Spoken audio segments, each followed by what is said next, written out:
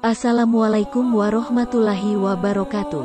Berdoa merupakan momen ketika seorang hamba berkomunikasi dan meminta kepada Yang Maha Kuasa, Allah Subhanahu wa Ta'ala. Dalam sebuah hadis, Nabi Shallallahu Alaihi Wasallam mengisyaratkan kepada umat Muslim untuk selalu memanjatkan doa dan meminta perlindungan kepada Allah Subhanahu wa Ta'ala dari segala hal. Berdoa menjadi bagian yang tak terpisahkan dalam kegiatan Anda sebagai umat Muslim saat menjalankan ibadah. Doa adalah salah satu cara mendekatkan diri kepada Allah Subhanahu wa Ta'ala.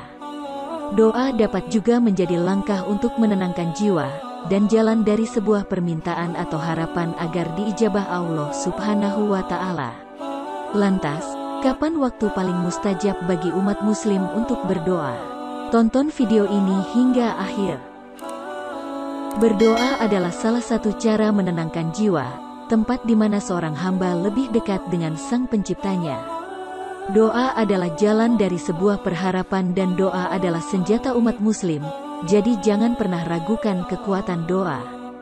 Allah memahami keadaan manusia yang lemah dan senantiasa membutuhkan akan rahmat-Nya. Manusia tidak pernah lepas dari keinginan, yang baik maupun yang buruk. Maka kita tidak perlu heran jika Allah Ta'ala melaknat orang yang enggan berdoa kepadanya. Orang yang demikian oleh Allah Azza wa Jalla disebut sebagai hamba yang sombong dan diancam dengan neraka jahanam. Allah Ta'ala berfirman, "Berdoalah kepadaku, aku akan kabulkan doa kalian." Sungguh orang-orang yang menyombongkan diri karena enggan beribadah kepadaku akan dimasukkan ke dalam neraka jahanam dalam keadaan hina dina. Quran Surah Ghafir ayat 60. Berdoa mungkin bisa kapan saja dilakukan, namun kamu harus mengetahui juga ada beberapa waktu di mana saat itu adalah saat yang paling mustajab untuk berdoa yang terdapat dalam berbagai hadis sahih. Berikut waktu yang mustajab. Yang pertama, ketika sahur atau sepertiga malam terakhir. Allah Ta'ala mencintai hambanya yang berdoa di sepertiga malam yang terakhir. Allah Ta'ala berfirman tentang ciri-ciri orang yang bertakwa. Salah satunya, ketika waktu sahur akhir-akhir malam, mereka berdoa memohon ampunan. Quran Surah Az-Zariyat ayat 18. Sepertiga malam yang paling akhir adalah waktu yang penuh berkah, sebab pada saat itu Rabb kita Subhanahu wa Ta'ala turun ke langit dunia dan mengabulkan setiap doa hambanya yang berdoa ketika itu. Rasulullah Shallallahu Alaihi Wasallam, Rabb kita turun ke langit dunia pada sepertiga malam yang akhir pada setiap malamnya. Kemudian berfirman, orang yang berdoa kepadaku akan kukabulkan, orang yang meminta sesuatu kepadaku akan kuberikan, orang yang meminta ampunan dariku akan kuampuni. Hadis riwayat Bukhari dan Muslim. Dari hadis ini jelas bahwa sepertiga malam yang akhir adalah waktu yang dianjurkan untuk memperbanyak berdoa. Lebih lagi di bulan Ramadan, bangun di sepertiga malam akhir bukanlah hal yang berat lagi karena bersamaan dengan waktu makan sahur. Oleh karena itu, manfaatkanlah sebaik-baiknya waktu tersebut untuk berdoa. Yang kedua, ketika berbuka puasa. Waktu berbuka puasa pun merupakan waktu yang penuh keberkahan, karena di waktu ini manusia merasakan salah satu kebahagiaan ibadah puasa, yaitu diperbolehkannya makan dan minum setelah seharian menahannya. Sebagaimana hadis orang yang berpuasa memiliki dua kebahagiaan, kebahagiaan ketika berbuka puasa dan kebahagiaan ketika bertemu dengan Rabb-Nya kelak. Hadis riwayat Muslim.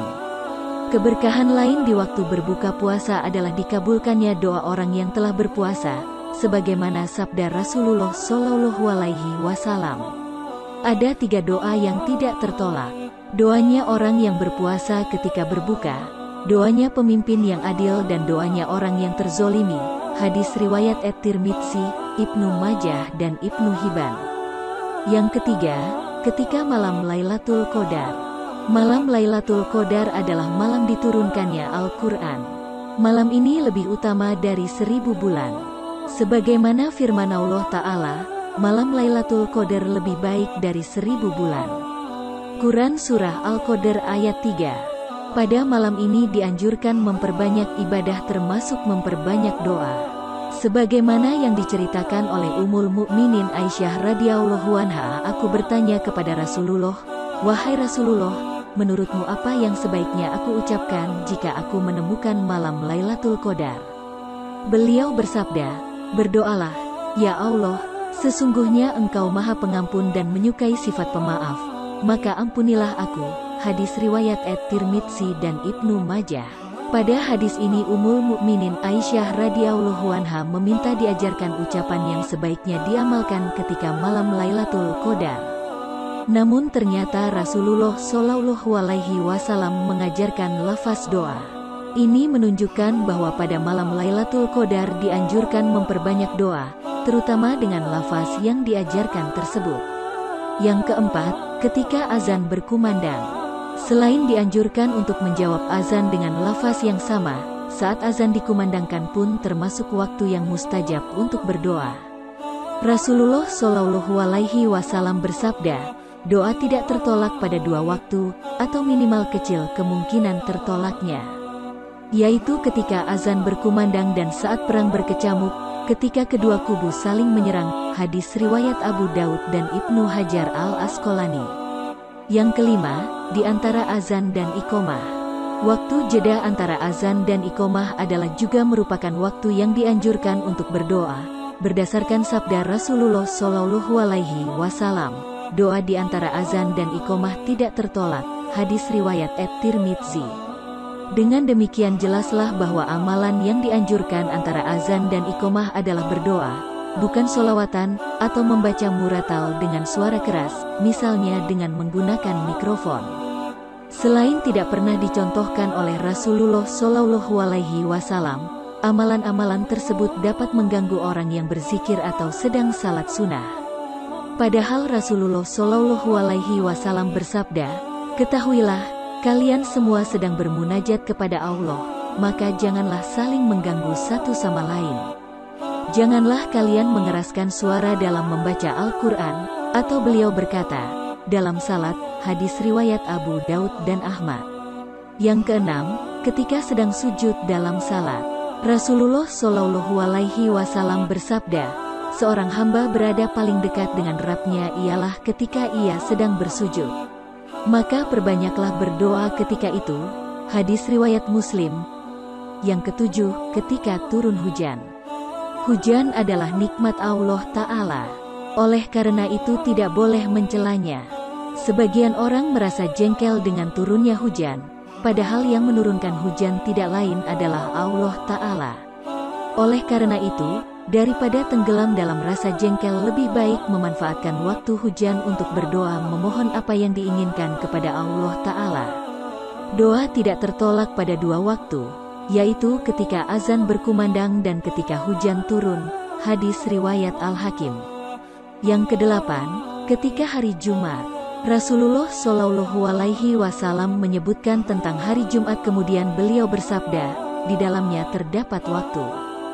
Jika seorang muslim berdoa ketika itu, pasti diberikan apa yang ia minta. Lalu beliau mengisyaratkan dengan tangannya tentang sebentarnya waktu tersebut. Hadis riwayat Bukhari dan Muslim. Demikian uraian mengenai waktu-waktu yang paling dianjurkan untuk berdoa. Seorang muslim yang berdoa kepada Allah dapat menerapkannya di waktu-waktu mustajab terkabulnya doa. Di samping itu, seseorang juga perlu menghindari hal-hal yang membuat doa sulit dikabulkan seperti dalam keadaan tergesa-gesa. Mudah-mudahan Allah Ta'ala mengabulkan doa-doa kita dan menerima amal ibadah kita.